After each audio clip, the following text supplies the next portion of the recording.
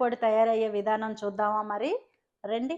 ఎలా తయారు చేశానో, ఈ కలర్‌ఫుల్‌గా ఎలా వచ్చిందో ఏంటో అన్నీ నేను కుకింగ్‌లో చెప్తాను. రండి. హాయ్! హలో! నమస్తే. ఎలా ఉన్నారు అందరూ?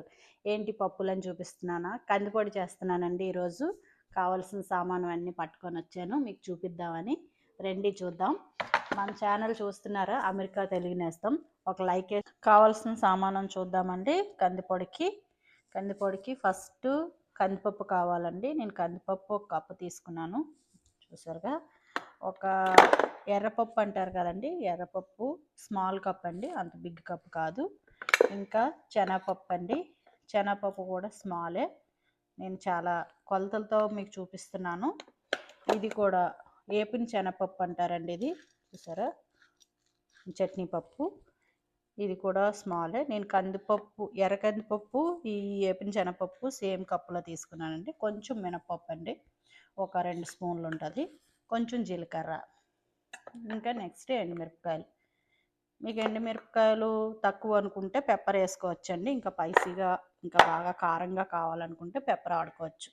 నెక్స్ట్ ఈ పప్పులన్నిటికీ కొద్దిగా ఇంగువ అండి, ఒక 1/2 స్పూన్ వేసుకుంటాను నేను ఇంగువ. మీరు ఏ ఇంగువైనా వేసుకోవచ్చు, నేను ఇంగువ వాడుతున్నాను.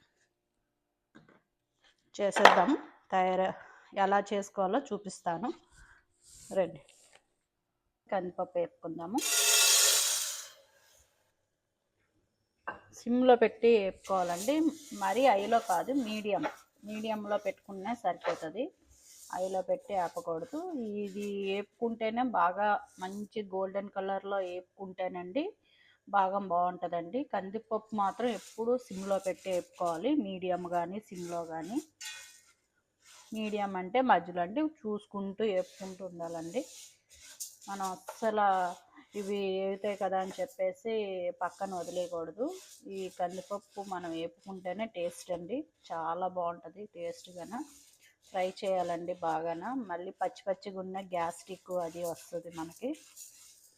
మంచిగా వేపుకుంటే, మనం వేపినప్పుడు స్మెల్ వస్తుందండి కొంతసేపు, బాగా మంచి స్మెల్ వస్తుంది కూడా. ఇది కందిపప్పు. ఫస్ట్ కందిపప్పు బాగా వేపాలండి. చూసారా, వేసుకున్నాను. వేపుదాము. చూసారండి, బ్రౌన్ కలర్లో వచ్చింది. ఇంకా ఆపేసుకోవచ్చండి. కందిపప్పు వేగిపోయింది బ్రౌన్ కలర్లోని. ఇలా బ్రౌన్ కలర్లోని గోల్డెన్ కలర్లో వస్తేనే ఆపాలండి. అలానే ఐలో పెట్టేసి బ్రౌన్ కలర్ ఆపకండి, బ్రౌన్ కలర్ వచ్చేలా ఆపొద్దు. సిమ్లో పెట్టి వేపుకోవాలి, మీడియం కానీ సిమ్లో కానీ. బ్రౌన్ కలర్ రావాలి కదా అని చెప్పేసి మీరు అలా చెయ్యొద్దు. ఐలో పెట్టి ఆపొద్దు, బ్రౌన్ వస్తే సరిపోతుంది అనుకుంటండి. చూసారా, ఇలా గోల్డెన్ కలర్లో వస్తే బాగుంటుంది. కందిపప్పు వేసుకుందామండి. ఎర్రపప్పు, ఆరెంజ్ కలర్ పప్పు ఉంటుంది కదండి, ఆ పప్పు వేపేసుకుందాం.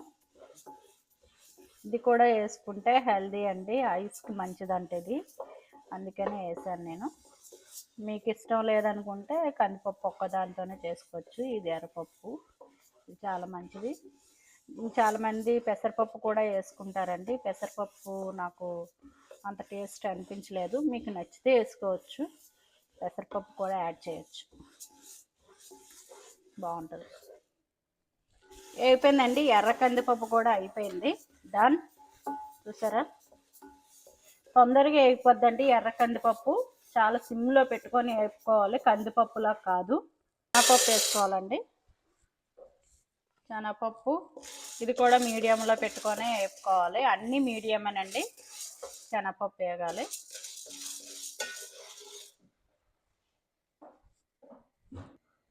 చట్నీ పప్పు వేసుకుందాం అండి. చట్నీ పప్పు ఎక్కువసేపు వేపవసరం లేదు, ఒక 1 మినిట్ చాలండి. వేడెక్కితే చాలండి, ఇవేమి వేపవలసిన అవసరం లేదు.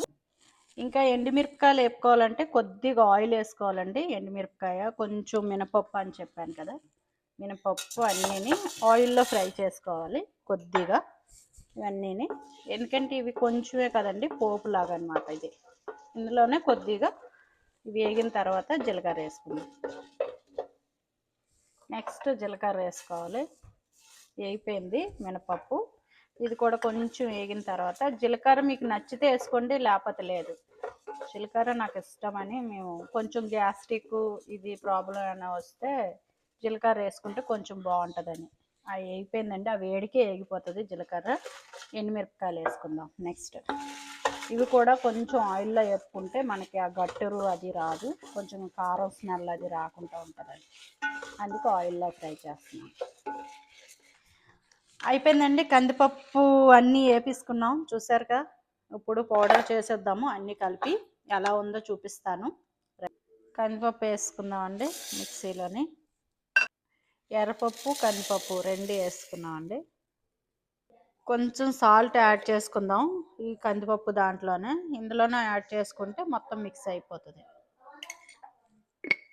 సాల్ట్ వేసుకుందాం. మిక్సీ చేసుకున్నామండి కందిపప్పు, అదిని జల్లించుకోవాలి. కొంచెం పిండి జల్లెడు కాకుండా కొంచెం నూక జల్లెడులా ఉంటుంది కదండి, అటువంటి జల్లెడితో జల్లించుకుంటే మనకి కొంచెం తిన్నందుకు పిండిలా కాకుండా కొంచెం మరుంగా టేస్ట్గా తగులుతుందండి. జల్లించుకుంటే కొంచెం బాగుంటుందని జల్లిస్తున్నాను. అలా కూడా వేసేసుకోవచ్చు, కొద్ది జల్లించుకుంటే బాగుంటుందండి. ఇంకా చూసారా, ఇంతేనండి. ఇలా చూసారా ఎంత బాగుందో అండి. మిక్సీ చేసేసుకున్నాము, మళ్ళీ ఇది కూడా జల్లించుకుందాము. చూసారా, శనగపప్పు కొంచెం వేసాను కదా, ఏపిన పప్పును అది కూడా జల్లించేసుకుందాం. ఎండుమిరపకాయలు జీలకర్ర ఇది ఉన్నాయి కదండి, విడిగా ఆయిల్లో వేపుకున్నాను కదా, ఇవి కూడా మిక్సీ చేసుకుందాం. ఇందులో వేసుకొని అయిపోయింది చూసారా. కారం లాగా ఉంటుంది ఇది, ఇందులో మిక్సీ చేసేసుకోవడం అండి ఈ పౌడర్లోని. ఇందులోనే మీకు ఇంకా కలవలేదనుకుంటే ఇంకోసారి మిక్సీ వేసుకుంటే బాగా కలిసిపోతుంది. నాకు అవసరం లేదు, ఇందులో వేసేస్తున్నాను. మొత్తం అంతా కలిపేసుకోవడం. మీకు కారం సరిపోతే పెప్పర్ వాడొచ్చండి, కొంచెం పెప్పర్ వేసుకుంటే ఇంకా మీకు కారంగా ఉంటుంది. ఎండుమిరపకాయలు అయితే ఎక్కువ వేయొద్దు, అవి సరిపోతాయి నేను వేసినవి.